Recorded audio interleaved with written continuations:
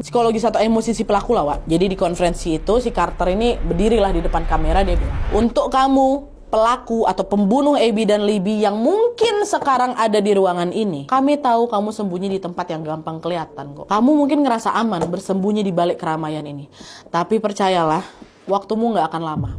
Satu kesalahan kecil aja yang kau lakukan itu bisa ngebongkar semuanya. Macam digitukan sama polisi, Wak.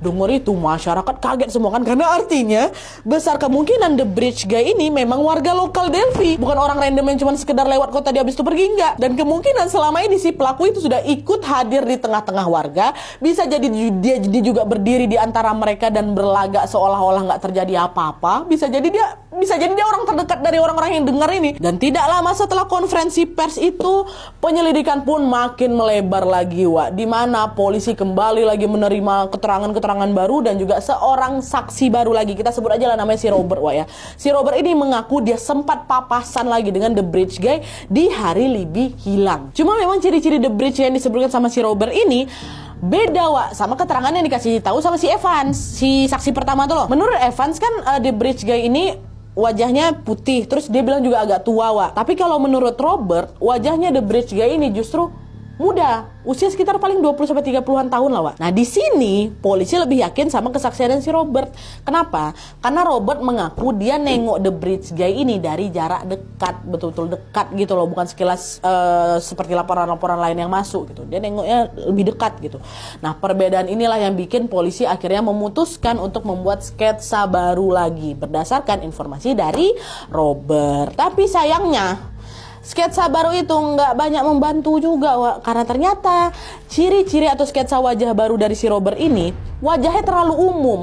Ya laki-laki muda, rambutnya pendek, matanya bulat biasa tanpa ciri-ciri khas, hidungnya standar, nggak mancung, nggak juga pesek, bibirnya pun terlihat tipis normal gitu ya, tanpa bentuk yang menonjol kayak gitu. Jadi sketsa itu mirip sama banyak laki-laki di kota Delphi malah. Ya meskipun disebar ke publik, polisi tetap kesulitan juga mencari orang yang cocok dengan sketsa itu karena mukanya muka umum, Wak. Karena hasil yang lagi penyelidikannya buntu lagi. Nah di sini nih kesabaran masyarakat betul-betul udah macam habis gitu loh, Wak. Mereka bukan cuma sekedar kecewa sama kasusnya yang nggak juga terungkap, tapi mereka juga terpaksa hidup dalam ketakutan selama 2 tahun belakangan kan. Bayangin aja, Wak, pelaku itu bisa jadi masih berkeliaran kan di sekitar mereka. Mungkin dia ikut belanja di toko yang sama, mungkin dia ikutan nongkrong di tempat yang sama. Kok lama kali kalian nangkapnya nih? Bukti udah ada, sketsa udah ada, informasi udah ada 2 tahun loh ini. Ngapa kalian masih bingung juga? Tekanan ini pun menjadi makin besar lagi karena kasusnya ini menyeret nama baik kepolisian, Wak.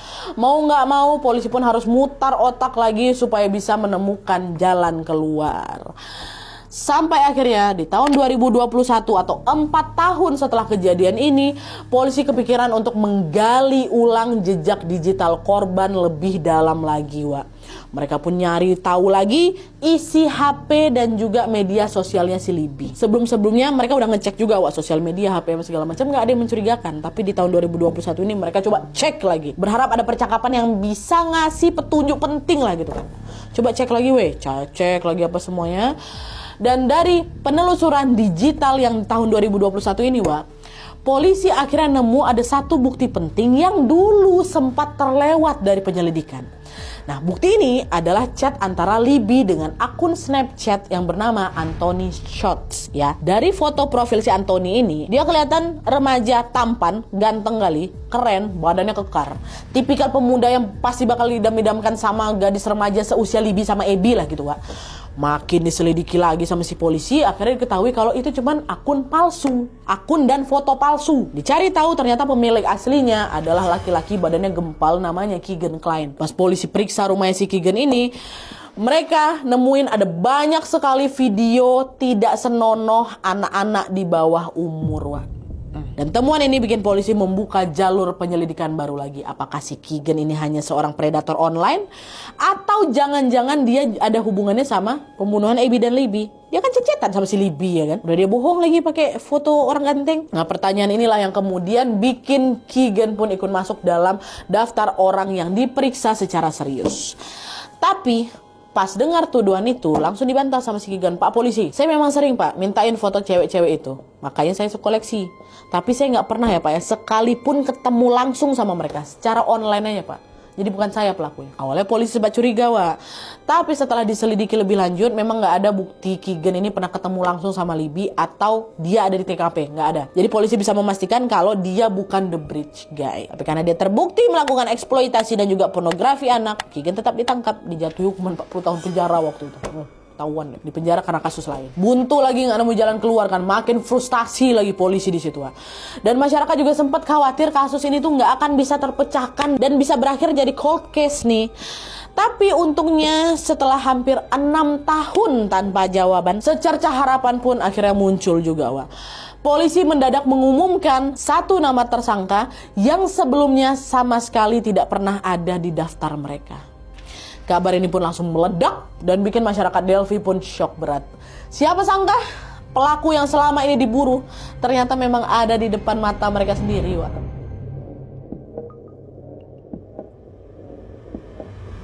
Setelah berkali-kali menemui hambatan ya kan, polisi pun gak berhenti kerja keras untuk mengungkap kasus ini, Wak. Masih terus dicari-cari sama polisi selama bertahun-tahun ini.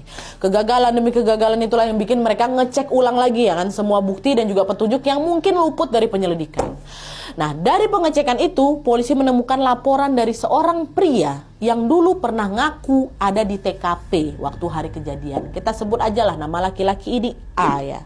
Nah, awalnya si A ini nawarin diri untuk menjadi saksi waktu 6 tahun lalu, waktu baru-baru kejadian. Tapi laporan si A ini cuma ditumpuk aja, Wak, sama ratusan informasi lainnya. Jadi nggak sempat diperiksa lebih lanjut nih, saking banyaknya orang yang lapor. Nah, di tahun itu waktu polisi ngangsur-ngangsur ngecek lagi laporan yang udah ketumpuk lama, siapa tahu ada petunjuk di situ. Polisi nemuin lagi laporan si A. Polisi udah mau nindak lanjuti laporan A itu, Wak, di tahun itu ya. Tapi baru waktu mau lanjut, muncul lagi saksi baru. Ini namanya B. B ini rupanya malah curiga sama si A, Wak. Karena menurut keterangannya si B, di hari ketika si Libby sama Abby itu menghilang, B sempat nengok si A ini ada di bukit bawah jembatan. Dan gak cuman itu aja, ada lagi si C, saksi lain lagi. C juga ngaku pernah nengok si A ini lagi jalan kaki dengan baju yang penuh lumpur dan ada macam bercak darah, Wak. Dan kata si C, baju yang dipakai sama si A di hari itu persis kayak apa yang ada di The Bridge Guy video. Dia pakai celana jeans, hoodie warna biru tua. Yang C tengok kayak gitu. Nah, dari laporan si B sama si C ini, polisi pun jadi balik arah lagi dan malah ngecurigain si A. Padahal rencananya polisi mau minta tolong sama si A kan buat mengungkapkan, ini jadi malah ngecurigain si A karena laporan 2 tadi. Pergilah periksa ke rumahnya si A, dikasih tau geledahlah rumahnya si A. Dan pas lagi ngegeledah itu, Wak, polisi menemukan ada bukti yang legit kali. Ada sebuah pistol yang pelurunya cocok sama yang polisi temukan di TKP beberapa tahun yang lalu. Ada di situ. Nah, dengan adanya bukti itu ditambah lagi sama keterangan saksi-saksi tadi dan ditambah lagi kecocokannya si A sama The Bridge Guy, Wak. Ditengok nih dari sekilas mukanya tuh macam mirip lah, postur tubuhnya mirip. Polisi pun akhirnya yakin untuk membuka identitas si A ini ke publik. Siapa si A ini? A ini adalah Richard Allen, Wak, seorang laki-laki berusia 50 tahun yang merupakan warga kota Delphi. Kabar itu nyebar, heboh masyarakat di sana, Wak. Kenapa? Karena mereka semua mengenal Richard ini orang paling baik di lingkungannya, hampir paling baik lah gitu. Dia ramah, dia suka ngebantu, dan dia sama sekali nggak punya catatan kriminal. Dan nggak cuma itu aja, Wak, Richard ini juga bahkan selalu hadir di acara solidaritas untuk mengenang kematiannya Abby sama Libby. Pokoknya dari luar si Richard ini kelihatan memang macam orang baik-baik kali, Wak. Makanya dari awal penyelidikan polisi nggak pernah curiga sama dia, masyarakat juga nggak curiga sama dia. Tapi di rumah dia lah, Wak, senjata dari Abby sama Libby ditemukan. Waktu ditanya, Richard menyangkal lah semua itu. Dia bilang, saya bukan The Bridge Guy, Pak. Semua bukti-bukti ini ngarahnya ke kau, Richard. Pertama, di laporan beberapa tahun lalu kau ngaku kalau kau memang lagi ada di jembatan Monon kan, makanya kau mau bantu kami ica-icanya. Itu untuk kau cuci tangan aja kan, biar kami gak curiga samamu kan. Terus yang kedua, setelah rumah kau kami periksa, kami menemukan ada pakaianmu yang cocok sama rekaman di HP-nya si Libby. Jaket birumu ada, celana jeans kau ada, topi kau bahkan ada. Ditambah lagi sama keterangannya si C yang bilang kalau baju kau sempat berdarah-darah waktu saat kejadian. Terus yang ketiga, kami juga menemukan ada satu peluru yang jatuh di dekat tubuh korban. Dan hasil uji balistik membuktikan kalau peluru itu berasal dari pistol Sig Sauer kau itu loh. Dan kami cek lagi, Rumahmu cuman berjarak 5 menit dari lokasi kejadian. Sehingga sangat besar kemungkinan kau tuh paham kali sama kondisi medan jembatan Monon yang curam dan berbahaya. Dia cuma 5 menit Wak dari situ. Jadi kan pasti udah terbiasa lah di jalan di situ.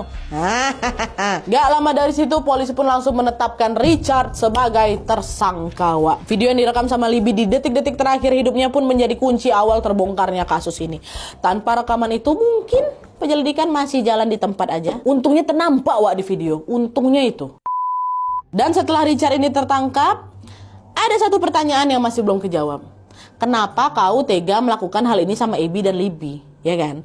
Akhirnya setelah dilakukan pemeriksaan oleh psikolog Wak, diketahuilah kalau Richard ini rupanya punya fantasi seksual pada remaja dan anak-anak muda yang udah lama dia pendam. Dia tutupi selama dia bermasyarakat ini. Sampai akhirnya di hari kejadian, kebetulan Richard ini ketemu sama si Abby dan Libby di tempat yang sepi itu. Makanya dia punya niat untuk ngelecehkan mereka. Dia punya fantasi itu. Jadi diduga waktu si Richard ini punya hasrat kayak gitu, Abby sama Libby ini takut dengan kedatangannya si Richard. Mereka panik, mereka apa, jadi belum sempat ngapa-ngapain tanda kutip. Dia panik, dia takut, makanya dibunuhnya lah dua anak ini. Jadi pembunuhan itu bukan direncanakan dari awal Wak, tapi macam keputusan spontan yang muncul gara-gara Richard takut aksinya kebongkar gitu loh. Nah singkat cerita, proses sidang kasus kematian Libby dan Abby ini pun berjalan lumayan panjang. Nah pada saat vonis hukuman Richard ini dibacakan, warga kota Delphi pun berbondong-bondong lah itu semua kan datang ke gedung pengadilan demi bisa melihat langsung itu jalannya persidangan. Dan kalian tahu berapa vonis hukuman si Richard waktu itu Wak? 130 tahun. 130 tahun. Waktu dengar ini mereka langsung lega karena pelaku yang selama ini bikin mereka was-was pun akhirnya dapat hukuman yang setimpal. Dan sejak tragedi mengerikan itu banyak sekali orang tua di Delphi yang langsung melarang anak-anak mereka main sendirian, terutama di area jembatan Monon tuh lah. Dan setiap tahun kota ini juga rutin mengadakan acara peringatan untuk Abby dan Libby. Warga biasanya bakal masang kayak lampu orange gitu di teras rumah mereka masing-masing sebagai simbol solidaritas bahwa di kota ini pernah terjadi peristiwa sadis yang merenggut nyawa dua gadis tidak berdosa. Buat warga Delphi, tragedi ini selamanya menjadi memori kelam yang tidak akan pernah hilang dari ingatan mereka seumur hidupnya. Oke Wak, jadi itu tadi kisah penghilangan nyawa yang menimpa dua gadis remaja bernama Abby dan juga Libby. Dua sahabat yang harusnya masih punya banyak mimpi, tapi hidup mereka diputus di jalur hiking jembatan Monon ini kan. 6 tahun lamanya keluarga mereka menunggu jawaban, dan 6 tahun juga kota Delphi hidup dalam bayang-bayang ketakutan. Dan hari ini pelakunya sudah diadili, sudah dipenjara, tapi luka yang ditinggalkan gak akan pernah hilang selamanya tentunya. Semoga Abby dan Libby tenang di sana, dan semoga kita semua selalu ingat untuk menjaga orang-orang yang kita sayang, karena kita gak akan pernah tahu kapan sebuah momen itu bisa menjadi pertemuan terakhir. Oke, jadi sekian dulu videonya. Terima kasih banyak yang sudah menonton.